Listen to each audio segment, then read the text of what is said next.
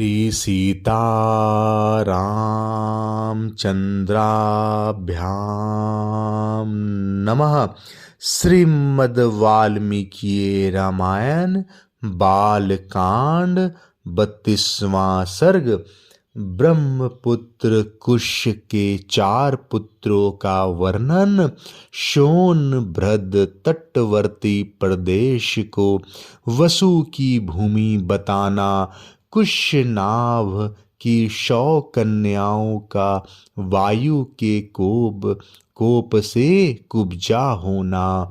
विश्वामित्र कहते हैं, श्री राम पूर्व काल में कुश नाम से प्रसिद्ध एक महा तपस्वी राजा हो गए हैं। वे साक्षात ब्रह्मा जी के पुत्र थे। उनका प्रत्येक व्रत एवं संकल्प बिना किसी क्लेश या कठिनाई के ही पूर्ण होता था। वे धर्म के ज्ञाता, सत्य पुरुषों का आदर करने वाले और महान थे। उत्तम कुल में उत्पन्न विदर्भ देश की राजकुमारी उनकी पत्नी थी। उसके गर्भ से उन महात्मा नरेश ने 4 पुत्र उत्पन्न किए जो उन्हीं के समान थे। उनका नाम इस प्रकार है, कुशाम्ब, कुशनाभ, सुरतरजस तथा वसु। ये सब के सब तेजस्वी तथा महान उत्साही थे। राजा कुश ने प्रजारक्षण रूप क्षत्रिय धर्म का पालन की इच्छा से अपने उन धर्मिष्ठ तथा सत्यवादी पुत्रों से कहा, पुत्रों, प्रजा का पालन करो, इससे तुम्हें धर्म का पूरा पूरा फल प्राप्त होगा। अपने पिता महाराज कुश की यह बात सुनकर उन 4 लोक शिरोमणि नरश्रेष्ठ राजकुमारों ने उस समय अपने अपने लिए पृथक पृथक नगर निर्माण कराया। महातेजस्वी कुशाम्ब ने कौशंबीपुरी बसाई, जिसे आजकल कोसम कहते हैं। धर्मात्मा कुशनाभ ने महोदय नामक नगर का निर्माण कराया। परम बुद्धिमान सुरतरज ने धर्मारण्य नामक एक श्रेष्ठ नगर बसाया तथा राजा वसु ने गिरिव्रज नगर की स्थापना की। महात्मा वसु की यह गिरिव्रज नामक राजधानी वसुमती के नाम से प्रसिद्ध हुई। इसके चारों ओर ये 5 श्रेष्ठ पर्वत सुशोभित होते हैं। यह रमणीय सोन नदी दक्षिण पश्चिम की ओर से बहती हुई मगध देश में आई है, इसलिए यहाँ सुमागधी नाम से विख्यात हुई है। यह इन 5 श्रेष्ठ पर्वतों के बीच में माला की भांति सुशोभित हो रही है। श्री राम इस प्रकार मागधी नाम से प्रसिद्ध हुई। यह सोन नदी पूर्वोक्त महात्मा वसु से संबंध रखती है। रघुनंदन, यह दक्षिण पश्चिम से आकर पूर्वोत्तर दिशा की ओर प्रवाहित हुई है। इसके दोनों तटों पर सुंदर क्षेत्र उपजाऊ खेत हैं, अतः यह सदा सस्यमालाओं से अलंकृत हरी भरी खेती से सुशोभित रहती है। रघुकुल को आनंदित करने वाले श्री राम धर्मात्मा राजर्षि कुशाभ नाभ ने धृताची अप्सरा के गर्भ से परम उत्तम 100 कन्याओं को जन्म दिया। वे सब के सब सुंदर सुंदर रूप लावण्य से सुशोभित थी। धीरे धीरे युवावस्था में आकर उनके सौंदर्य को और भी बढ़ा दिया। रघुवीर एक दिन वस्त्र और आभूषणों से विभूषित हुई। वे सभी राजकन्याएं उद्यान भूमि में आकर वर्षा ऋतु में प्रकाशित होने वाली बिंदुनमालाओं की भांति शोभा पाने लगी। सुंदर अलंकारों से अलंकृत हुई वे अंगनाएं गाती बजाती और नृत्य करते हुई वहाँ परम आमोद प्रमोद में मग्न हो गई।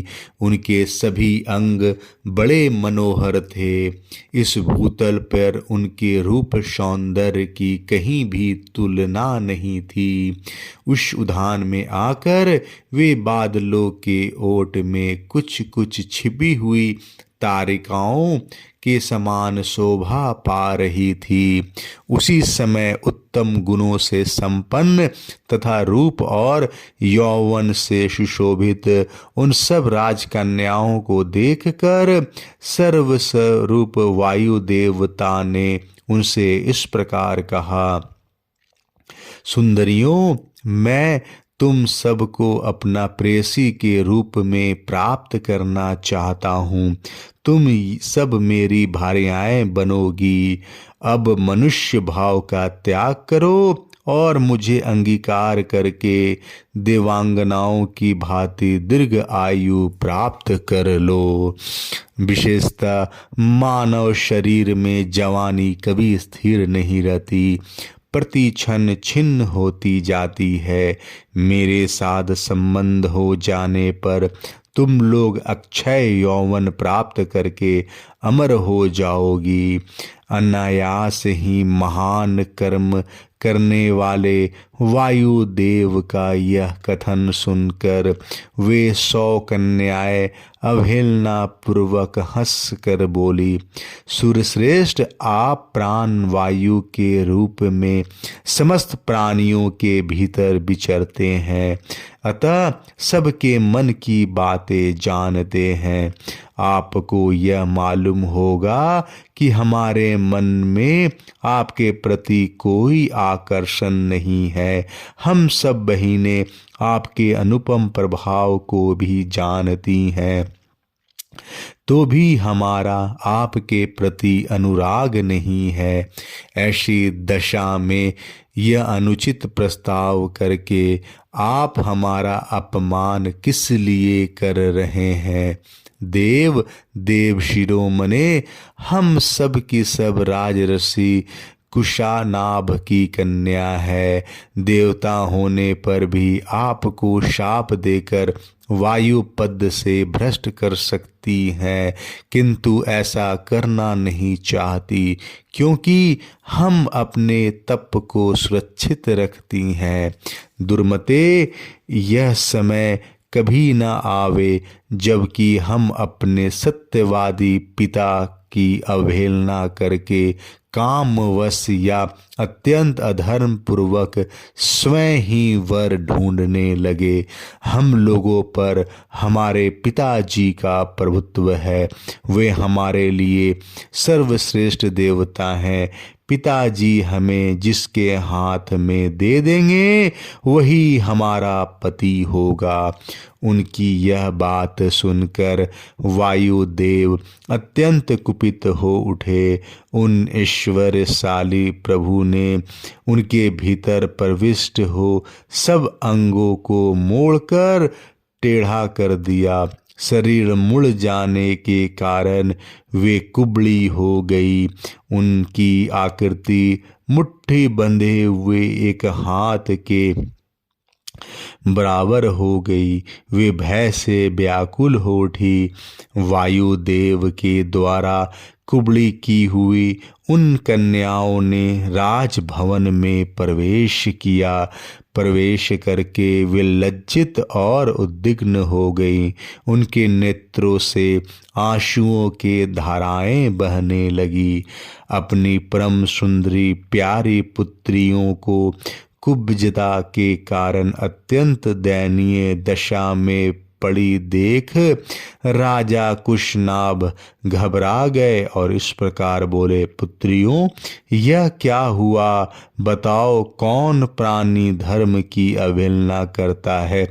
किसने तुम्हें कुबड़ी बना दिया जिससे तुम तड़प रही हो, किंतु कुछ बताती नहीं हो? यूं कहकर राजा ने लंबी सांस खींची और उनका उत्तर सुनने के लिए वे सावधान होकर बैठ गए। 32वां सर्ग समाप्त। जय श्री राम।